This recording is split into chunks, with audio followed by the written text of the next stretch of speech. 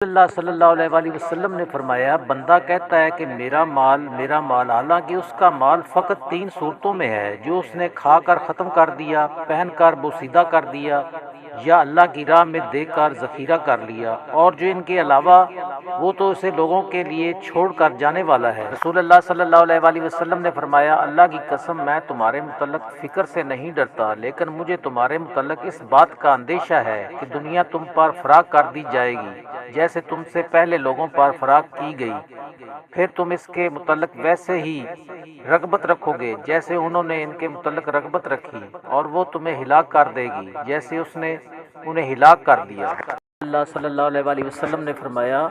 اللہ کسی مومن کی کوئی نیکی ضائع نہیں کرتا، اس کو اس کی نیکی کے بدلے میں دنیا میں عطا کیا جاتا ہے، اور اس کے بدلے میں اسے آخرت میں جزا دی جائے گی،